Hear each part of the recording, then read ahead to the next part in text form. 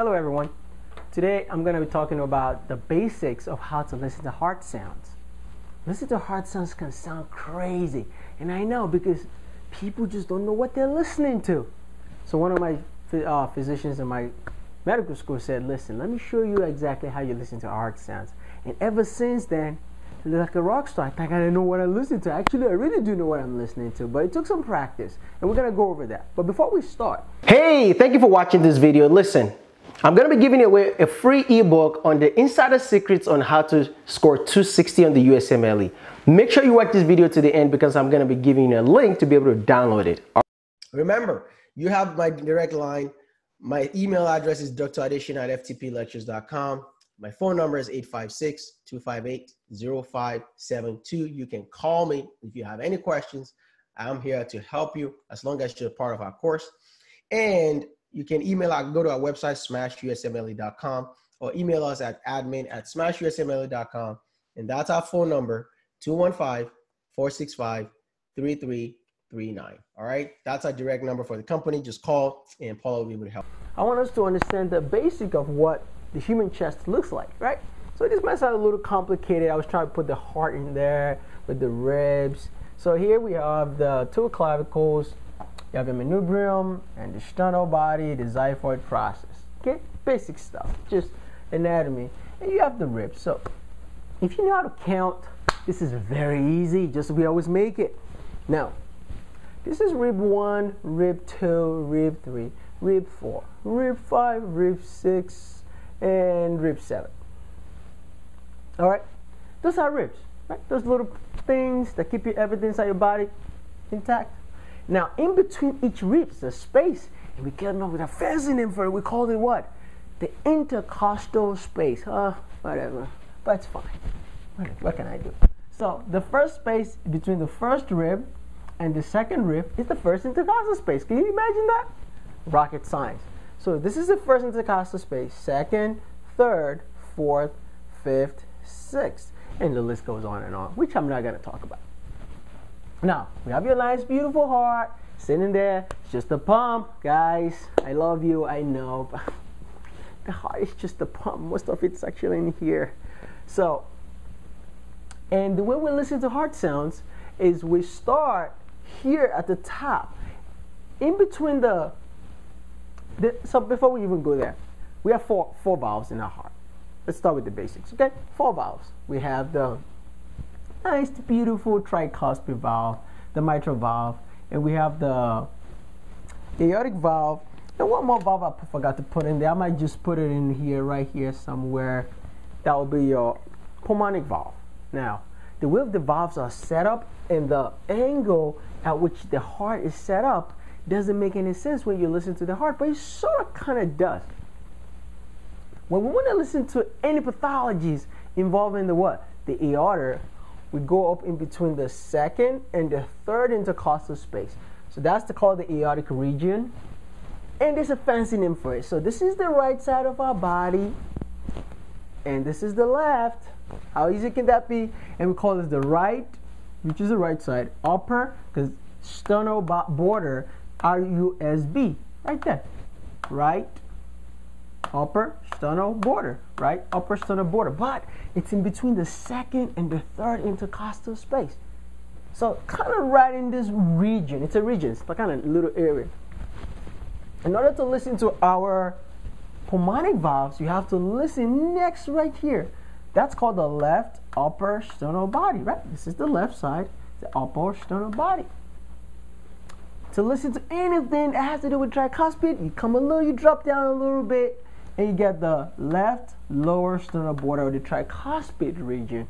There's 3 little valves between your right atrium and your right ventricle. And the apex is between the 5th and the 6th intercostal space. So kind of all the way here. So the way we listen to a heart sounds is we start up here, like that, and drop down and make a left. So it's kind of more like this. So we have a mnemonic for it. Aortic, right? Pulmonic, tricuspid, and mitral. All physicians taste milk. If that works for you, good luck. If it doesn't, it's fine. Just know aortic is here, pulmonary, tricuspid, and mitral. Now we're going to start by using this little cartoon, guys, to learn our heart sounds. We're only going to go over the basics, and I'm going to throw in some two pathologies. And if you just know those, trust me, everything else, don't worry. We might pick it up on echo, or just say, you know what, it just doesn't sound right. So let's know the normal. Well, we're going to need a stethoscope, right?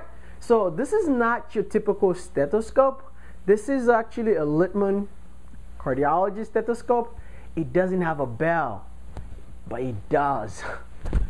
It's a different kind of stethoscope because both the bell and the diaphragm are actually combined in one. So you have to be really, really good at using stethoscope to be able to buy this. So if you end up buying this and you're like, I don't know what the bell is, well, the bell is part. The way it works is it depends on pressure. It's a pressure gradient. If you press really, really hard, guess what? You're using the diaphragm. Now to use the bell, you have to lightly place it on the chest to listen. So you have to be very good at using this. I don't really say you shouldn't buy it, but most likely I say get the one that has a bell and has a diaphragm, so at least you know how to switch it back and forth. So, but we're going to use this in an example. Now, we're going to start with S1, S2. Everybody wants to know, oh, what am I listening to? I want to know what that is. What is that? Is it aortic regurgitation or aortic stenosis? No, don't worry about that. Just know what a normal is. And the normal is what? S1 and S2. We know S1 is what? S1 is when the mitral valve and the tricuspid valve close. So when the blood from the atrium goes down into the ventricle and the ventricles try to squeeze, guess what? You don't want all that work. It's like you don't want to, have a basket that you keep throwing stuff down the drain and it's just going out the other side, right? So when the heart tries to contract, the blood inside the ventricle does not want to go back into the atrium because that's not where we want it. We want it to go into your body, right? Go through the aorta and go right above the hill and go down. So in this case, both valves closes. No. And when they close, we get S1. Look at that. That's how we get S1. Isn't that smiley? I like the smiley face. Tell me you like it, right?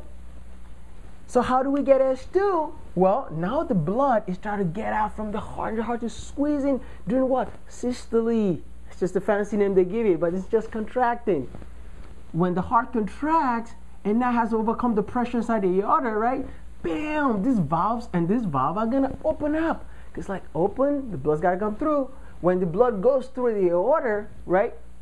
During systole, as the ventricles try to relax, so that can receive more blood from the aorta, because this is a continuous circuit. It's not stopping. The train is moving. This two valve has to close during what? Ventricular diastole. Because when they close, they allow the recall of the aorta to point blood back into the rest of the body, and also to prevent blood that's already in the aorta to come back down. That's like wasting on my time. It's like, oh my God, I'm just cranking it up, and you're wasting on my time. So if both valves are not shutting during S1, all this blood's gonna spill back into the aorta, into the atrium. And also, if these valves are not closing, all the work I'm trying to push water above the hill is gonna come back at me again. All right. So that is how we get S2. When these two, the pulmonic, right? When the pulmonic valve, let's use our green highlighter here. S2 is what? When your aortic valve and your pulmonic valve close. S1 is when our what? Mitral and tricuspid valve, they close. So I'm going to make an illustration, and from now on, this is how you're going to learn heart sounds. And you will never forget. Take your stethoscope and put it around your ears. And I want you to take your stethoscope and place it inside your arm, inside your hand. Now, the reason why I say you to do this is never do this. It's very deafening. It's not good. So you close your hands, and I want you to hold your stethoscope like this high. And this is S1. That's S1. Yeah, I know. One sound.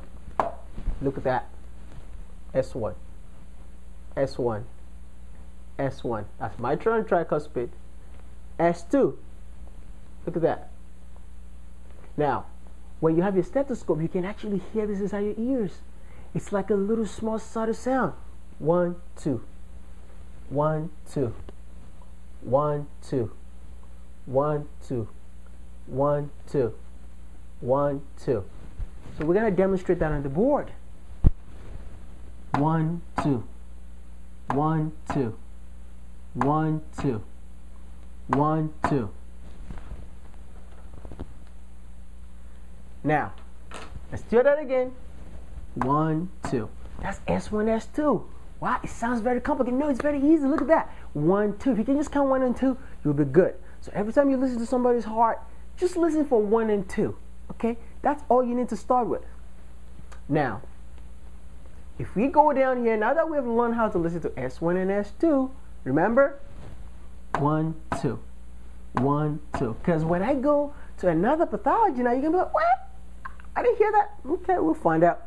So now that we know the normal, this is normal, and everybody's happy. However, we might get a third heart sound. Now, when you have a third heart sound, I don't want you to freak out. Because if it's a young child, a young adult, maybe up to like 40, 35, or a pregnant woman in their third trimester of pregnancy, S3, which is the next pathology we're going to talk about, or it could be a normal physiologically, we're going to find out how it sounds like. So most people say Kentucky. You know what? I've said Kentucky for so long, I never remember it because I don't know what I'm listening to. So I said, my attendant, Dr. Scott, said, this is how you hear S3. You put on your stethoscope, just like that. We place this in our hands. And this is 1, 2 again. 1, 2. 1, 2. 1, 2. 1, 2. Now, if I'm going to add a third heart sound to it, this is what it's going to sound like. 1, 2, 3. 1, 2, 3. 1, 2, 3. Let's do that on the board. Look at this nice smiling face. That's our S1. The second smiling face, S2. Check this out. 1, 2. That's normal. 1, 2. That's normal. Here, now I want you to hear very carefully. 1, 2, 3. 1, 2, 3. That is 1, 2, 3. 1, 2, 3. 1, 2, 3. 1, 2, 3. I'm already squeezing the smiley face, but it's not. It's fine. It's just an illustration. Now, I'm going to do it a little fast because when you're going to hear it, it's going to sound like this.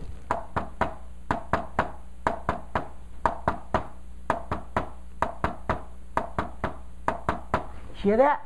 That is S3. So what really causes S3?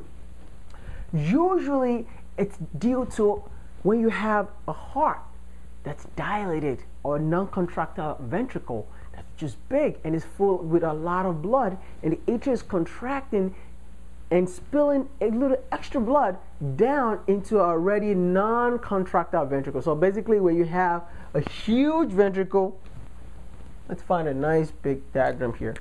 So let's put, if this is your heart and it looks this big, and there's just so much blood inside here, and the atrium is not contracting, so it's the oscillation of blood between the atrium and the ventricle. That's usually what causes S3. But when does it become a pathology? Well, guess what? People with heart failure. So if somebody has heart failure, congestive heart failure, it could be what? Diastolic dysfunction, it could be systolic dysfunction, the heart is just not contracting, or it's what? You have severe myocarditis and you've eaten up all your heart muscle, and guess what? It's just thin muscle left in there and they're not contracting well. Now you got a lot of what? A lot of blood inside the ventricles, and now the atrium is contracted with all this fluid inside the ventricle. And that's pathological. So this is how I do it. If somebody tells me, oh, you know that patient has congestive heart failure, when I go to the patient and try to listen, well, where am I going to place my stethoscope? Well, I'm going to start at the aortic region, right? And we're going to go to the pulmonic region. And then I go down to the left lower sternal border and then go to the apex. Now, here's the trick, guys. when you listen, there's a left-sided S3 at the apex. You place the patient on the left lateral decubitus position, and you can hear this sound. That's S3. You can also hear it right at the, in between the fourth and the fifth, right here in the tricuspid region. That's the right-sided S3. That's how you know it. So you can cheat if you already know the diagnosis, or take your time and listen. Wow, what am I hearing? Is that an S3? Because when I say an S4, you're going to be surprised how different an S4 is. Now that we know S3, and as we can see, not really the happiest guy, but you got to remember occasionally it could be just a normal or could be pathological. Now, on to S4. S4 is very interesting. Now, in America today, how many people do you think has hypertension? A lot of people has hypertension. But the pathophysiology of hypertension is a completely different topic, which I'm not going to cover here. We just listen to heart. So if somebody has a prolonged long-standing high blood pressure, what do you think is going to happen to the left ventricle? It's going to get what? Thickened. It's like going to the gym and working out. The heart is constantly contracting, so they have a really thickened left ventricle. Now, this little piece of atrium, this guy has this fairly, light, thickened muscle that's not even enough. It's not trying to contract against this big guy, having a small little guy fighting against the big guy. You got this small guy fighting against this big guy. I think you know who's going to win, right? Push! And he's trying to push. This tiny little kid is trying to push this guy. It's like, oh my, what are you thinking? Yeah, that's what happens when you have an S4. An S4 is an atrium try to contract against what? A non-compliant ventricle, a stiffened left ventricle, usually left ventricular hypertrophy. So now let's hear S4. Now S4 is very interesting because S3 is very close to S2 after the second heart sound. However, S4 is close to S1. So let's see exactly how you're going to be able to hear it. So you place your stethoscope again, just like we always do, and put it inside your hand. Just use your hands. This is S1 and S2. 1, 2. 1, 2, right? 1, 2. 1, 2. This is S3. 1, 2, 3. 1, 2, 3. 1, 2, 3. And if you want to use Kentucky, that's fine. It's Kentucky. Kentucky. Kentucky. Kentucky. You get it? However, if you're going to do S4, people often use Tennessee, but I don't know what they're talking about. This is what they're trying to say.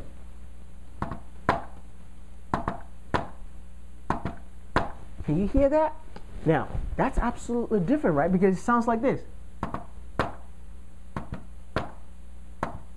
Now, S4 is so close to S1 that when I do it really fast, you might not even notice. Look at this. Because it sounds like Tennessee, Tennessee, Tennessee, Tennessee. S4, S4, S1, S2.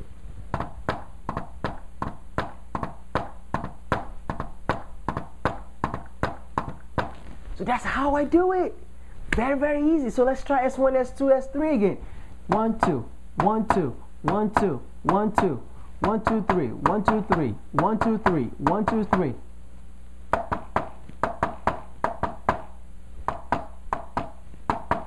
Right? But S4 is different.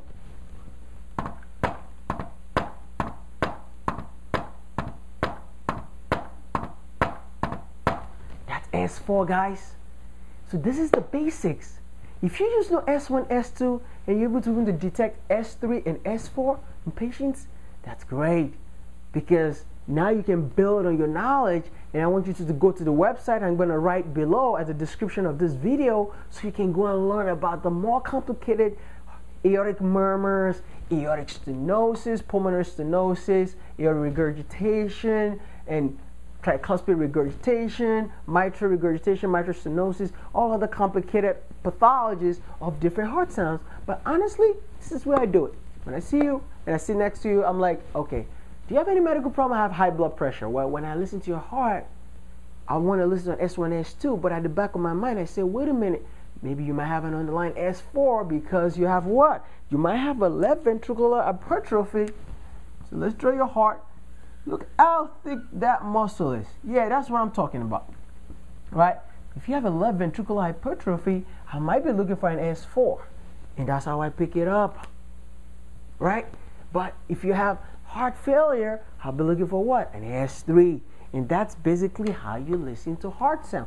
I hope I made this very, very easy for you so you can go ahead and teach somebody else. Sit next to each other in the hospital, at home, bring out your stethoscope, put in your hands, and just listen. You can hear it all loud and clear.